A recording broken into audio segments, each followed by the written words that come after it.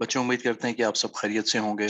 अभी बात चल रही थी शाबान की फ़ज़ाइल की, और जो कहानी हमने सुनी उसके अंदर तज़किरा है कि शाबान के अंदर जो है वो अ, उसकी बरक़ात क्या हैं और उसकी अहमियत क्या है। शाबान की 8 तारीख हो गई है बच्चों, और मार्च की 12 तारीख है। कमोबेश 3 हफ्ते रह गए रमज़ान शरीफ के अंदर, और ये महीना जो शाबान का है ये खुद बहुत ज़्यादा फजीलत का महीना है। तो शाबान जो है बच्चों, ये अरबी ज़ुबान का लफ्ज़ है जिसके मानी है फलने फूलने की, यानी कि इसके अंदर जो है रमज़ान अल मुबारक से मुताल्लिक बहुत सारी भलाइयाँ फैलती हैं, और इसकी वजह से रमज़ान की भलाइयों को हासिल करना आसान हो जाता है। और रसूल पाक सल्लल्लाहु अलैहि वसल्लम ने इस महीने के अंदर कसरत से रोज़े रखे हैं। चुनांचे हज़रत आयशा रज़ी अल्लाह अन्हा ताला रिवायत फरमाती हैं कि जिसका मफ़हूम है कि मैंने कभी नहीं देखा कि रसूल पाक सल्लल्लाहु अलैहि वसल्लम ने रमज़ान के अलावा किसी और महीने में इतने ज़्यादा रोज़े रखे हों।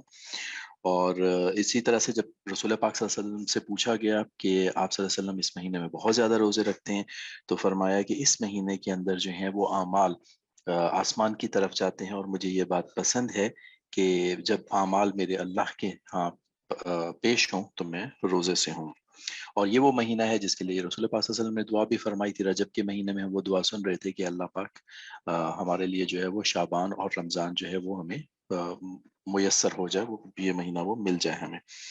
और ये महीना के मुतालिक रसूल पाक सल्लल्लाहु अलैहि वसल्लम की एक और रिवायत भी आती है कि इसके मुतालिक लोग गाफिल होते हैं, जो कि रजब और रमज़ान के दरमियान का महीना है, यानी शाबान का महीना, लोग इससे गाफिल होते हैं, यानी इसमें इबादत की कसरत नहीं करते, जबकि इसमें इबादत की कसरत होनी चाहिए।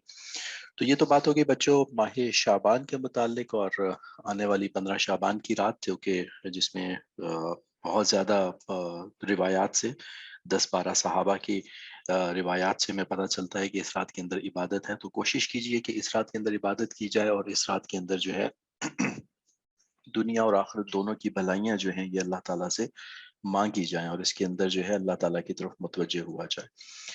अब सिलसिला चल रहा है बच्चों हमारे पास रमज़ान शरीफ से रिलेटेड अहादीस का। पिछले हफ्ते से हमने ये शुरू किया था। पिछले हफ्ते हमने पढ़े थे कि कौन से इस्लाम में कौन से रमज़ान शरीफ के अंदर काम करने हैं, और किन कामों से हमें जो है वो बचना है। और इस हफ्ते जो है हम लोग अब देखेंगे कि रमज़ान शरीफ के जो है वो जब ये आता है महीना, तो इसमें एक मोमिन के लिए, एक मुसलमान के लिए इसमें क्या फ़ज़ाइल हैं।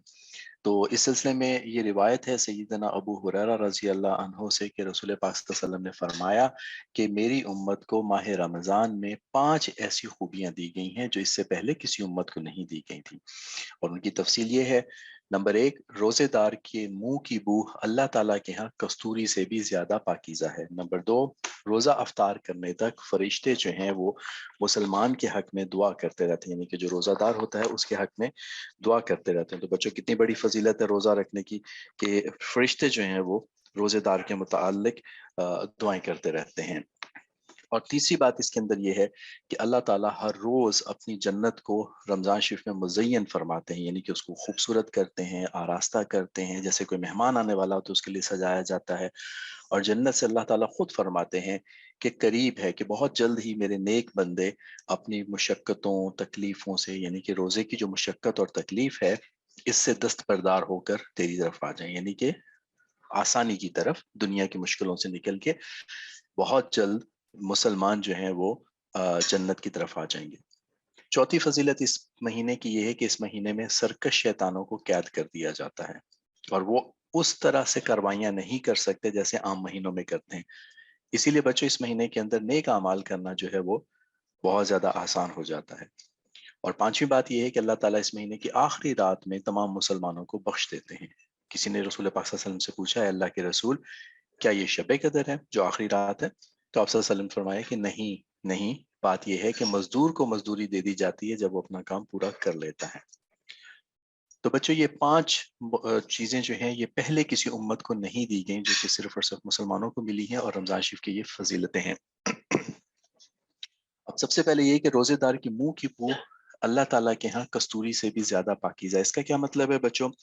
इसका मतलब ये है कि जो इसमें इंसान के मेदे में खाली होने की वजह से एक खास किस्म की बू पैदा हो जाती है, वो अल्लाह ताला को बेहद पसंद है। अल्लाह ताला के यहाँ उसकी बहुत ज्यादा कदर मंजिलत है। यानी कि रोजेदार के روزے سے ریلیٹڈ جو چیزیں ہیں اور اس کی وجہ سے کوئی اگر ناگوار چیز بھی ہے تو بھی اللہ کے ہاں وہ بہت زیادہ جو ہے اس کی اہمیت ہے. لیکن یہ بات طے ہے کہ روزے کی حالت میں بھی مسواک کرنی ہے اور مسواک جو ہے وہ لازمن کرتے رہنا چاہیے. دوسری بات یہ ہے کہ روزے کا افطار کرنے تک فرشتے روزے دار کے حق میں دعائے رحمت کرتے ہیں. تو اس میں ایک اور جگہ بھی آیا، ایک اور جگہ مزید ارشاد فرمایا کہ مچھلیاں تک جو ہے وہ اس کے لیے استغفار کرتی ہیں جب روزے دار روزہ رکھتا ہے. اور حدیث پاک میں ہے کہ جب انسان اچھے اعمال کرتا ہے تو اللہ تعالیٰ اس سے محبت فرماتے ہیں، اور محبت کرنے کے بعد ندا بھی دی جاتی ہے کہ اے کہ دنیا کے جتنے لوگ ہیں ان کے لیے کریں، اور پھر فرشتے بھی اس سے محبت کرتے ہیں. تو اسی طرح سے جب روزہ دار روزہ رکھ لیتا ہے اور روزے کی حالت میں ہوتا ہے تو اس کے لیے نہ صرف یہ کہ فرشتے بلکہ جانور، مچھلیاں، یہ سب کی سب دعا کرتے ہیں، یعنی کہ پوری دنیا کے جتنے جاندار لوگ ہیں ان کے دلوں میں بھی اس کے لیے رحمت ڈال دی جاتی ہے اور وہ اس کے لیے رحمت کی دعائیں کرتے رہتے ہیں.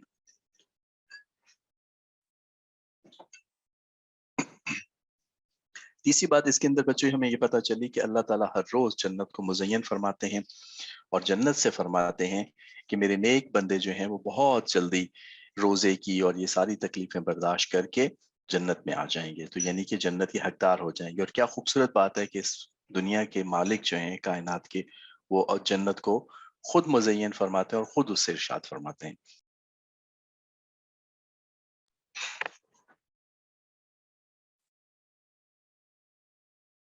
چوتھی بات اس میں ہمیں بچوں پتہ چلی کہ اس مہینے میں جو سرکش شیطان ہیں یہ بند کر دیے جاتے ہیں اور اس مہینے کے اندر نیک اعمال کرنا آسان ہو جاتا ہے.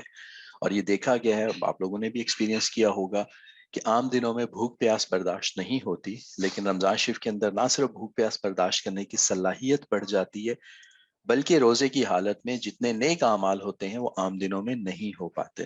تو اس کی ایک بہت بڑی وجہ یہ ہے کہ رمضان شریف کے اندر چونکہ شیطان قید ہوتے ہیں تو انسان کی طبیعت مائل ہوتی ہے زیادہ سے زیادہ نیکیاں کرنے کی طرف. اور یہ حدیث بتانے کا سلسلہ بھی اس لیے تاکہ ہمارا ذہن اور ہماری جو ہے وہ توجہ مبذول ہو جائے رمضان شریف کی طرف اور ہم لوگ زیادہ سے زیادہ عبادت کرنے والے ہو جائیں.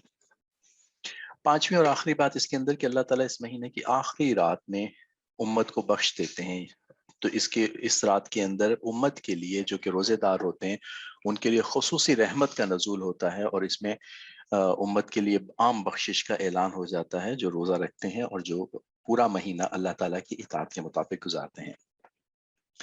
ہمارے شیخ فرماتے ہیں کہ جو رمضان شریف کو بچوں اچھی طرح سے گزار لیتا ہے وہ پورے مہینے پورے سال کے لیے وہ ایک طرح سے تیار ہو جاتا ہے، کیونکہ اس کی برکات جو ہیں پھر وہ پورے سال انسان کے ساتھ رہتی ہیں. اور اسی لیے قرآن پاک میں بار بار رمضان شریف کو جو ہے وہ حصول تقویٰ کے لیے. اب تقویٰ کیا ہوتا ہے؟ تقویٰ کا مطلب کہ ہم ان اعمال پہ آ جائیں جو کہ اللہ تعالیٰ کے ہاں پسندیدہ ہیں، جن کا اللہ نے حکم دیا کرنے کو اور جن سے رکنے کا حکم دیا. تو یہ رمضان کا مہینہ وہ مہینہ ہے جس میں اس کا حصول کہ ہم تقویٰ کے اوپر آ جائیں یہ آسان ہو جاتا ہے. اور اگر کوئی شخص رمضان شریف کا مہینہ تقویٰ کے ساتھ ایمان اور احتساب کے ساتھ گزارے، جو کہ ہماری اگلی حدیث ہے جو کہ ہم اگلے ہفتے سنیں گے، ایمان اور احتساب کے ساتھ کوئی شخص اگر رمضان شریف کا مہینہ گزار لیتا ہے تو اس کے لیے پورے سال کا جیسے فیول اکٹھا ہو جاتا ہے اور اس کو پورے سال وہ تقویٰ کی روشنی رہتی ہے جو کہ پورا سال نیک کام کرنے میں اس کی مددگار رہتی ہے اور برائیوں سے روکتی ہے. تو اس لیے ہمیں بچوں تندہی کے ساتھ، پوری سوچ کے ساتھ، فکر کے ساتھ جو ہے وہ رمضان شریف کے لیے تیار ہونا چاہیے. شعبان میں بھی روزے رکھیں، 15 شعبان تک تو رکھنے چاہیے جیسے ہم نے پچھلے لیکچر میں سنا تھا. لیکن یہ ہے کہ رمضان کے بعد 15 شعبان کے بعد جو ہے اگر روزے نہ بھی رکھے جائیں تو عبادات میں مشغول رہا جائے اور پھر رمضان کے روزے اور رمضان کے اندر عبادات کا خصوصی اہتمام کیا جائے. اسی سلسلے میں بچوں رمضان کی تیاری کے سلسلے میں آپ سے ہم عرض کر رہے ہیں پچھلے کئی سیشن کے سے کہ آپ قرآن پاک جو ہے وہ پڑھنا شروع کر دیں، اور ہم امید کرتے ہیں کہ بچوں کا جو ہے وہ کافی حد تک قرآن پاک ہو گیا ہوگا، کم از کم 15 سپارے ہو چکے ہوں گے.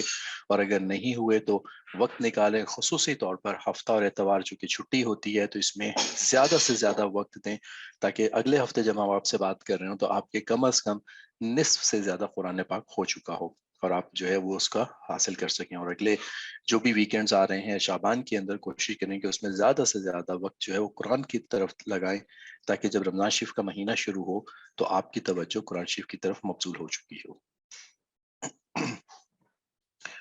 آج مختصر دہرائی کے بعد جو پچھلے ہفتے کے ہمارے سبق تھے وہ آج کی کہانی میں بھی ہیں، تو لہٰذا ہم انہی کے اوپر غور کریں گے کہ اللہ سے محبت ہو تو ہر وقت اللہ کی یاد رہتی ہے، اللہ تمام ضرورتوں کے لیے کافی ہیں، اور سب سے مشکل دن اللہ کے سامنے حاضری کا دن ہوگا، یعنی کہ قیامت کا دن ہوگا، تو اس کی فکر کریں۔ اس کے اوپر بچوں بات کریں گے آج ہم۔ ہمارے جو ہے یہ تسبیحات ہیں جو کہ پچھلے کئی ہفتوں سے چل رہی ہیں، بلکہ جب سے یہ سیشن شروع ہوئے ہیں تو ان کے اوپر بات چلی آ رہی ہے، درود شریف کے اوپر بھی بات چل رہی ہے۔ دن میں جب یاد آ جائے اپنے لیے، تمام مسلمان کے لیے بہت اچھا مسلمان، بہترین کامل مسلمان بننے کی دعا کرنی ہے ہم نے، اور یہ وہ اچھی عادات ہیں جو کہ ہم لوگ تقریباً ڈسکس کرتے ہوئے آئے ہیں، لیکن آج ہم بات کرتے ہیں ایک نئی عادت کی طرف۔ آج جو ہے ہم ایک نئی عادت سیکھنے کی کوشش کرتے ہیں، وہ ہے دوسروں سے دعا کروانا۔ جی بچوں، ہم اپنے لیے تو دعا کرتے ہیں اور کرتے ہی رہتے ہیں، اور چلتے پھرتے کرتے بھی رہنا چاہیے، لیکن اس کے ساتھ ساتھ آپ کی توجہ اس طرف مبذول کرواتے ہیں، اس طرف لے کے آتے ہیں کہ آپ دوسروں سے بھی کہیں کہ وہ آپ کے لیے دعا کریں۔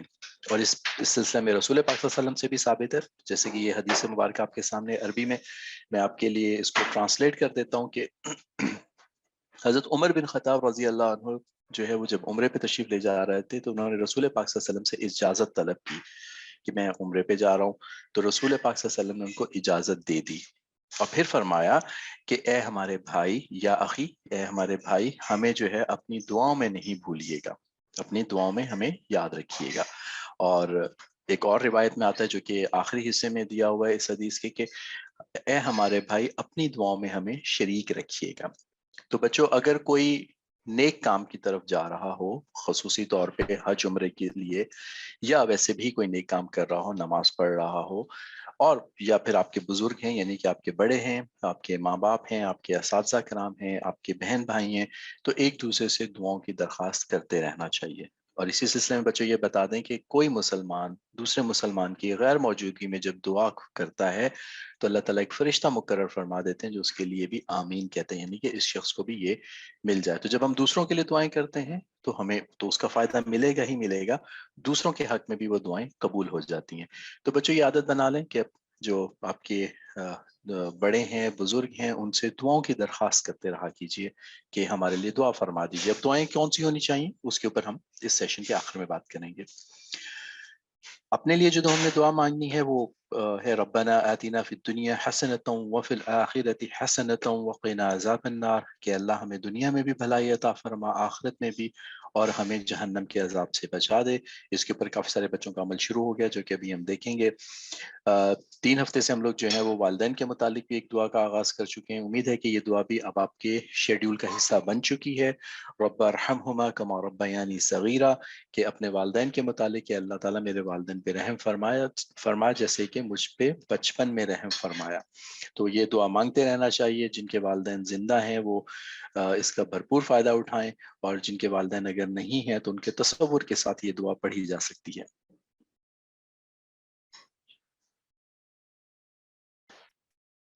بچوں کے کام کی طرف آتے ہیں۔ ماشاءاللہ بچوں کے اذکار کا سلسلہ جو ہے وہ کامل ہوتا چلا جا رہا ہے، اور بچے جو ہیں وہ تقریباً اذکار کے اوپر آتے چلے جا رہے ہیں، لیکن کچھ بچوں کا ہمیں کام نہیں ملا، تو امید ہے کہ اگلے ہفتے سے جو ہے وہ ان کا کام پہ ملنا شروع ہو جائے گا۔ سنت و دعا بھی ہم دیکھ رہے ہیں کہ تقریباً بچوں کا جو ہے اس کے اوپر عمل آ چکا ہے ماشاءاللہ، اور بچے جو ہیں وہ تقریباً ایک ہفتے کے بعد دوسرا ہفتہ، ہفتہ در ہفتہ جو ہے وہ اس کے اوپر عمل کرتے چلے جا رہے ہیں۔ اللہ تعالیٰ جو ہے یہ آپ کی سیکنڈ نیچر بنا دیں، آپ کی زندگی میں شامل کر دیں، اور پوری زندگی جو ہے ان کے اوپر آپ کا عمل رہے، آمین۔ اس کے بعد بچوں ہیبٹس ہیں، ہیبٹس میں بھی ہم دیکھ رہے ہیں کہ بچوں کا ماشاءاللہ جو ہے عمل کافی زیادہ آتا چلا جا رہا ہے، اور بچے تقریباً تمام نمازیں پڑھ رہے ہیں۔ عائشہ کی ایک نماز رہ گئی ہے، اور محمد بن شہزاد جو کہ چھوٹے ہیں عمر میں، ان کی جو ہے وہ کچھ نمازیں رہ گئی ہیں۔ کچھ بچوں کا اس دفعہ میں درود شریف نہیں ملا، امید کرتے ہیں کہ اگلے ہفتے آپ ہمیں اپنا درود شریف بھی بھیج دیں گے۔ باقی بچے ماشاءاللہ اس پہ معمول درود شریف کا جو ہے وہ کثرت کر رہے ہیں۔ اللہ تعالیٰ ان کے درود شریف کو قبول فرمائے، اور اس کے اوپر ان کو پابندی بھی نصیب فرمائے، آمین۔ بچوں کا جو ہمیں ہوم ورک ملا ہے اس کے اندر عائشہ محمود ہمیں لکھ کے بھیج رہی ہیں کنجوسی اور فضول خرچی کے اوپر، جو کہ اسائنمنٹ تھی پچھلے ہفتے کی، کہ کبھی بھی کنجوسی نہیں کرتی۔ ماشاءاللہ اللہ تعالیٰ بہت برکات سے نوازے، اور ہمیشہ جو ہے ان کو فیاض رکھے، ان کو جو ہے فضول خرچیوں سے بچاتے رہیں۔ اور فضول خرچی میں جو ہے، سوری، کنجوسی میں یہ بتا رہی ہیں کہ کنجوسی نہیں کرتی، تو اللہ تعالیٰ نے ان کی بہت ہی فیاض طبیعت رکھی ہوئی ہے، یعنی کہ ان کے اندر سخاوت ہے، تو اللہ تعالیٰ اس سخاوت کا جذبہ ان کے اندر رکھیں۔ فضول خرچی میں یہ ہمیں لکھ کے بھیج رہی ہیں کہ ٹافیاں وغیرہ، کینڈیز لیتی ہیں، اس سے جو ہے پیسے بھی ضائع ہوتے ہیں اور دانت بھی خراب ہوتے ہیں، اس سے صحت بھی خراب ہوتی ہے، تو ہمیں جو ہے وہ کینڈیز کھا لینی چاہیے، اس میں کوئی پرابلم نہیں ہے، لیکن کم کھانی چاہیے جس سے صحت خراب نہ ہو، اور فضول خرچی نہیں کرنی چاہیے، کبھی کبھار ضرور کھا لینی چاہیے۔ اس کے بعد عائشہ ہی ہیں جو کہ عائشہ شہزاد ہیں، عائشہ محمود کے بعد عائشہ شہزاد ہیں۔ یہ عائشہ نام شاید اتنا برکت والا ہے کہ اس نام کے حامل بچے جو ہیں بہت ذوق و شوق سے اپنا کام بھیجتے ہیں، تو انہوں نے ہمیں ایک چھوٹی سی سٹوری بھیجی ہے، جو کہ ایک بادشاہ تھے ناصر الدین محمود، اور ان کے ایک جو غلام تھے جن کا نام جو ہے وہ تاج الدین تھا، اور اس کے ساتھ محمد بھی لگتا تھا، تو وہ ہمیشہ ان کو محمد کے نام سے پکارتے تھے۔ تو ایک دن انہوں نے ان کو اس کے اصل نام سے پکارا، تاج الدین، تو وہ سمجھے کہ ان سے کوئی غلطی ہو گئی ہے۔ پھر بعد میں موقع پا کے انہوں نے بادشاہ سے جب بات ہوئی تو انہوں نے کہا، بادشاہ نے اس وقت بتایا، جو کہ بہت عجیب بات بتائی، کہ میرا وضو نہیں تھا، تو اس لیے میں نے بغیر وضو کے حضور پاک صلی اللہ علیہ وسلم کا مقدس نام لینا مناسب نہیں سمجھا۔ بچوں، یہ ہماری تاریخ اسلام کی ہسٹری میں ہے کہ بہت ایسے سلاطین بادشاہ گزرے جو کہ بہت زیادہ احترام کرتے تھے، نہ صرف وہ دین کے اوپر پورے کے پورے پیروکار تھے، دین کے اوپر عمل کرتے تھے، بلکہ بہت زیادہ جو ہے وہ رسول پاک صلی اللہ علیہ وسلم کا احترام کرتے تھے۔ اس سلسلے میں جو ترکی کے سلاطین ہیں ان کے بارے میں بھی آتا ہے، سلطان صلاح الدین ایوبی کے بارے میں آتا ہے کہ یہ حضرات جو ہیں یہ رسول پاک صلی اللہ علیہ وسلم سے بے حد محبت کرتے تھے، اور اللہ تعالیٰ نے ان کو نوازا بھی بہت تھا دنیا کے لحاظ سے، یعنی کہ یہ سلاطین تھے، لیکن ان کے دل جو ہیں وہ عبادت کی طرف اور اللہ تعالیٰ کی طرف اور رسول پاک صلی اللہ علیہ وسلم کی محبت کی طرف مائل رہتے تھے۔ یہ بڑے سبق کی بات ہے بچوں کہ اللہ تعالیٰ جو ہے وہ آپ کو ترقیاں دے دنیا میں، لیکن دین کا فہم بھی عطا کیے رکھے، اور آپ کے دل جو ہیں وہ اللہ کی جانب اور رسول پاک صلی اللہ علیہ وسلم کی محبت کی طرف جو ہیں یہ مبذول رہیں، متوجہ رہیں۔ تو اللہ تعالیٰ یہ نعمت ہم سب کو عطا فرمائے، اس میں آمین بھی بولیے گا، اور دعاؤں میں بھی یہ یاد رکھیے گا کہ اللہ تعالیٰ جو ہے ہمیں اس نعمت کو، رسول پاک صلی اللہ علیہ وسلم سے محبت کی جو نعمت ہے، اس سے ہمیشہ مالا مال رکھیں، اور روز افزوں، یعنی کہ ہر آنے والے دن میں رسول پاک صلی اللہ علیہ وسلم کی محبت ہمارے دلوں کے اندر بڑھتی چلی جائے، آمین۔ اب بچوں، ہمارے کہانی کا وقت ہوتا ہے، تو ابھی چونکہ سیدنا ابراہیم علیہ السلام کی کہانی چل رہی ہے، تو گوہر بھائی سے سنتے ہیں کہ مزید کیا واقعات ہیں، یا ان کی سیدنا ابراہیم علیہ السلام کی سیرت کے بارے میں کچھ باتیں سنتے ہیں، اور پھر ہم سبق ریوائز کریں گے جو کہ پچھلے ہفتے بھی تھا، کہ اس سے ہمیں کیا سبق ملتا ہے۔ تو جی گوہر بھائی، ہمیں کہانی سنائیے۔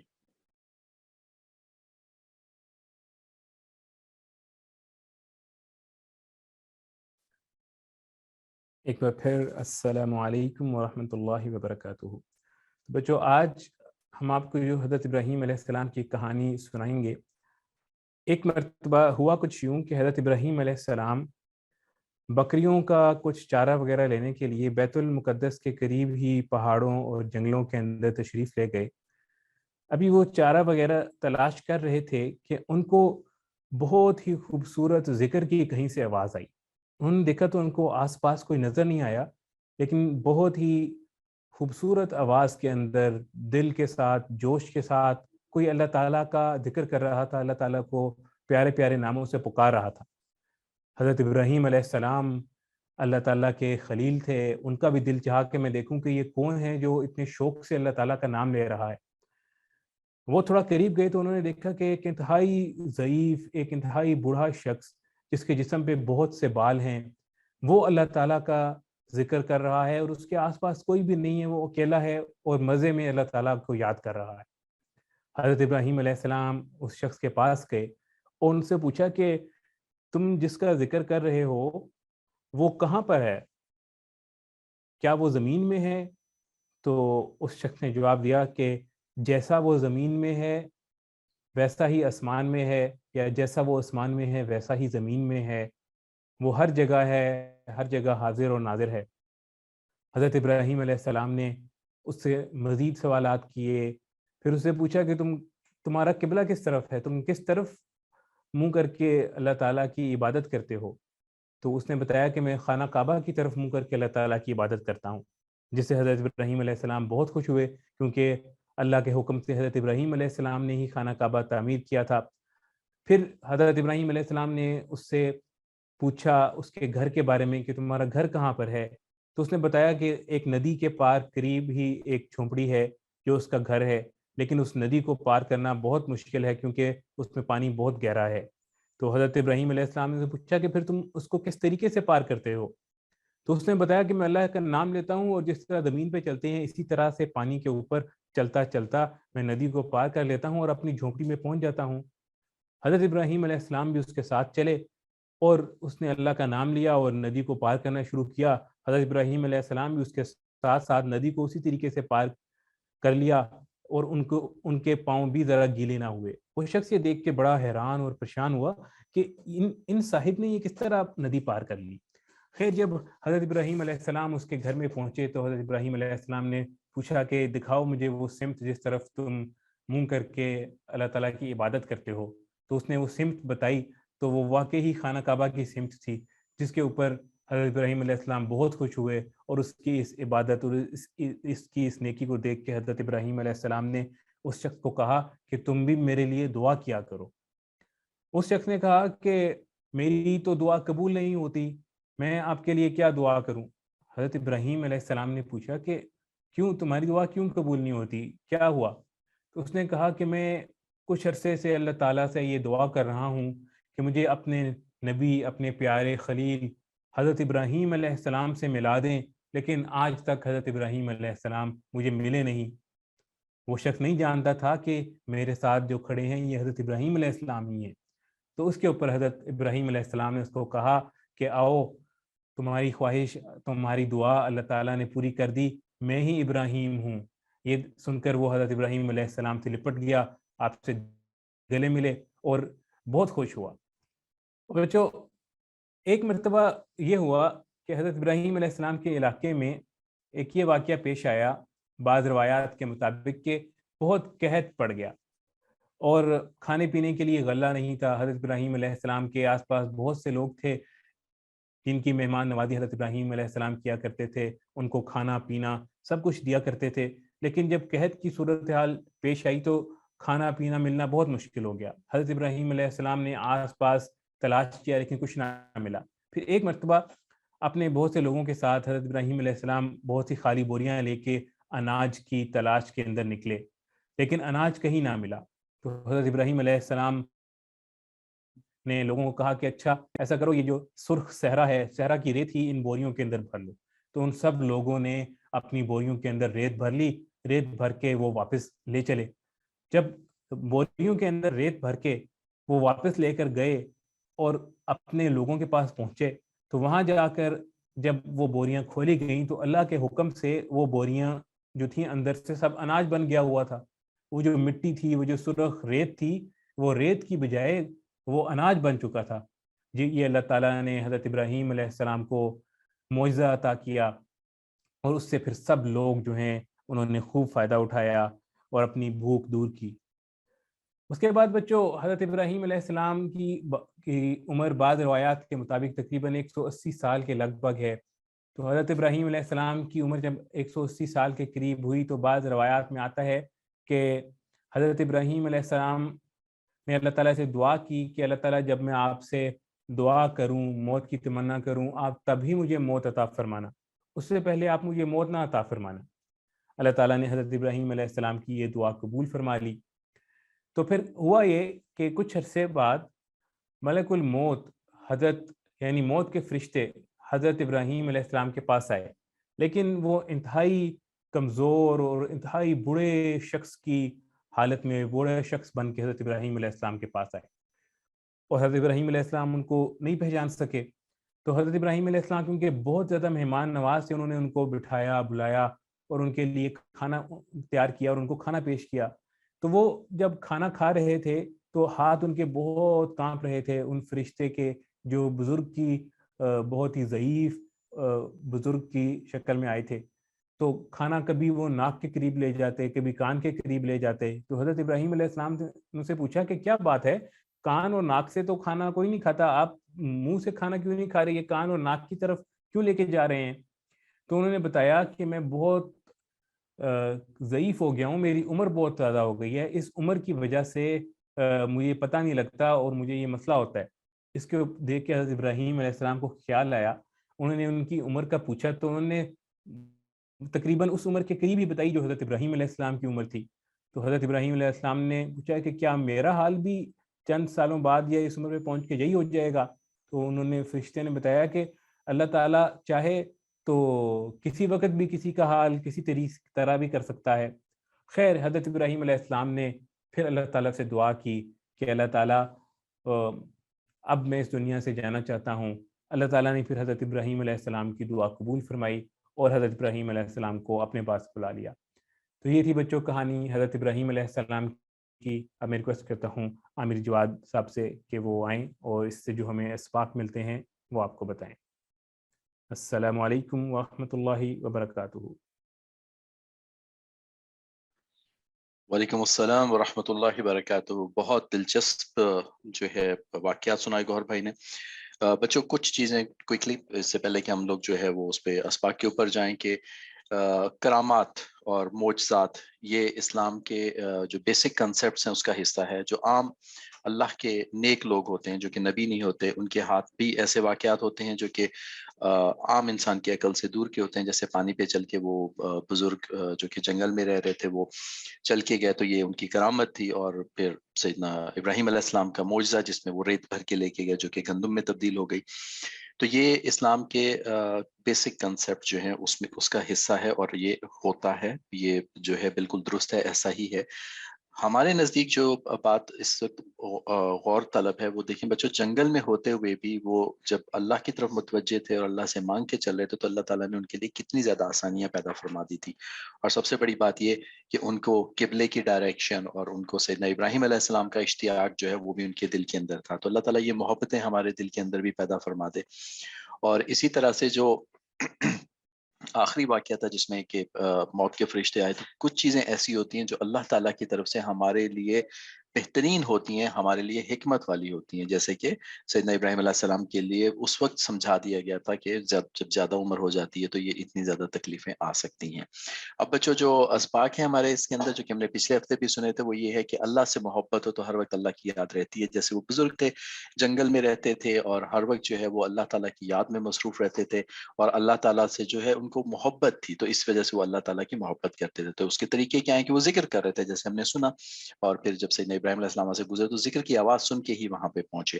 اور دوسرا طریقہ جو ہے اس میں پچھلے ہفتے بھی بات ہوئی تھی، کائنات میں غور و فکر جو ہے اس سے جو ہے وہ اللہ تعالیٰ کا استحضار اور اللہ تعالیٰ کی توجہ پیدا ہوتی ہے۔ اور تیسری بات ہے ہر ضرورت کے وقت اللہ سے طلب کرنا۔ ہم پڑھ رہے تھے تقی عثمانی صاحب کا ایک واقعہ کچھ دن پہلے کہ اس میں وہ بتا رہے تھے کہ ان کی جو دادی تھی، ان کی دادی ہر وقت جو ہے وہ اللہ تعالیٰ سے دعا کرتی رہتی تھی کہ اللہ تعالیٰ گناہ معاف کر دے، اے اللہ تعالیٰ اپنے سے تعلق نصیب فرما دے۔ تو ہر وقت ہر چیز اللہ سے طلب کرنے کی وجہ سے اللہ تعالیٰ نے ان کے اندر جو ہے وہ اپنا ایک خاص تعلق پیدا کر دیا تھا۔ تو اللہ تعالیٰ ہمیں بھی یہ تعلق نصیب فرمائے۔ اور دوسری بات یہ ہے بچوں، دوسرا سبق یہ ہے کہ اللہ تعالیٰ جو ہے یہ ہماری ضرورتوں کے لیے کافی ہیں اور ہمیں اللہ تعالیٰ کے اوپر ہی بھروسہ رکھنا چاہیے۔ جیسے کہ سیدنا ابراہیم علیہ السلام کا ہم نے واقعہ سنا تھا، جب ان کو آگ کے اندر ڈالا گیا تھا تب بھی انہوں نے اللہ سے مدد طلب کی تھی، اور ابھی ہم نے دوسرا واقعہ سنا کہ جب وہ نہیں کچھ ملا تو وہ اللہ سے ہی مانگتے رہے اور اللہ سے اپنی ضرورت کی طلب فرماتے رہے، تو ان کے لیے اناج کی اور غلے کی جو ہے وہ صورتحال پیدا ہوگی۔ اور یہ تقریباً تمام انبیاء کرام کی زندگی میں ملتا ہے۔ سیدنا یوسف علیہ السلام کا جو واقعہ ہے سورہ یوسف کے اندر بہت تفصیل کے ساتھ آیا ہے کہ کس طرح سے اللہ تعالیٰ نے ان کو مختلف حالات سے گزارا، لیکن اس کے بعد بہت زیادہ کامیابیاں بھی نصیب فرمائی اور حکمت بھی ان کو نصیب فرمائی۔ پچھلے ہفتے بھی ہم نے یہ بتایا تھا بچوں کہ یہ دعا جو ہے کہ اللہ تعالیٰ سے مانگنی چاہیے۔ جب آگ میں بھی ڈالا گیا تھا سیدنا ابراہیم علیہ السلام کو تو انہوں نے دعا مانگی تھی حسبنا اللہ و نعم الوکیل، تو اللہ تعالیٰ کی بے حد مدد جو ہے وہ آتی ہے۔ تو اللہ ہی کی طرف توجہ رکھنی چاہیے اور اللہ سے مانگ کے چلتے رہیں۔ آخری بات بچوں کہ سب سے مشکل ترین دن جو ہے وہ حساب کتاب کا دن ہوگا، قیامت کا روز ہوگا، اس کی فکر کرنی چاہیے۔ اور اس کی فکر کرنے کے وہ تمام طریقے ہیں جو کہ اذکار ہیں، قرآن پاک کی تلاوت ہے، اچھے اخلاق ہیں، اعمال صالحہ ہیں، نیک اعمال ہیں، یہ سب کرنے کی وجہ سے ہمارا ہر دن ہر پل جو ہے وہ اللہ کے احکامات کے اوپر پورے کا پورا آ سکتا ہے. ہو سکتا ہے اس میں غلطیاں ہو جائیں، کوتاہیاں ہو جائیں، لیکن اللہ تعالیٰ سے معافی مانگ لینی چاہیے، اور اللہ تعالیٰ سے معافی مانگ کے عمل کرتے رہنا چاہیے، اور عمل کرتے کرتے جو ہے وہ چلتے رہنا چاہیے. اس کا بہترین طریقہ یہ ہے کہ کوشش کی جائے کہ جب ہم صبح اٹھیں تو ہماری پہلی فکر جو ہے وہ اللہ تعالیٰ. جیسے کہ ہم یہ حدیث سنتے چلے آ رہے ہیں کہ جس کا غم آخرت کا ہوتا ہے اللہ تعالیٰ اس کے تمام کام جمع فرما دیتے ہیں. لیکن جس کی توجہ ہی پوری دنیا کی طرف ہے، پہلا کام اٹھے صبح میں اور دنیا کی بھاگ دوڑ کی طرف لگ گیا یا دماغ اس طرف لگ گیا، تو پھر جو ہے وہ کام بکھر جاتے ہیں، اور اللہ تعالیٰ جو ہے وہ غنا بھی نہیں عطا فرماتے، اور فقیری یعنی کہ ہر وقت اس بندے کو دھڑکا لگا رہتا ہے کہ میں غریب ہو جاؤں گا. تو اللہ تعالیٰ ہمیں اپنی طرف متوجہ رہنے اور اپنے تمام جو ہے وہ نیک نیتیں صبح اٹھتے وقت سوتے وقت یہ نصیب فرمائے. اور اس کے لیے دعائیں بھی ہیں جو کہ ہم آپ سے تذکرہ کرتے رہتے ہیں اور آپ کو بتایا ہوا ہے. اس سے پہلے کہ بچوں یہ سیشن ہم کلوز کریں، آج ہم نے بات کی کہ دعا کے لیے ریکویسٹ کرنا چاہیے. تو ہم آپ سے پوچھتے ہیں کہ کون سی ایسی 3 چیزیں ہیں جس کے لیے آپ یہ چاہیں گے کہ کوئی آپ کے لیے دعا کرے؟ کون سی ایسی 3 چیزیں ہیں جس کے لیے آپ یہ چاہیں گے کہ کوئی دوسرا آپ کے لیے دعا کرے؟ یہ 3 چیزوں کے دعاؤں کے نام آپ ہمیں لکھ کے بھیجیے، اگلے ہفتے اس کے اوپر بات کریں گے. اس کے ساتھ ہی 14 سال تک کے بچوں کا یہ پروگرام ختم کرتے ہیں، بڑے بچوں کا پروگرام شروع ہوگا. ساتھ رہیے گا انشاءاللہ. پروگرام کے آخر میں دعا ہوگی جو کہ کافی برکات کا وقت ہوتا ہے، سب کی محنت جو ہے اس وقت سامنے ہوتی ہے، اور اس کے بعد دعائیں ہو رہی ہوتی ہیں. تو اللہ تعالیٰ وہ سب کے حق میں قبول فرمائیں گے. تو عامر عثمان صاحب سے استدعا کرتے ہیں کہ وہ اگلا سیشن شروع کریں. السلام علیکم ورحمۃ اللہ وبرکاتہ.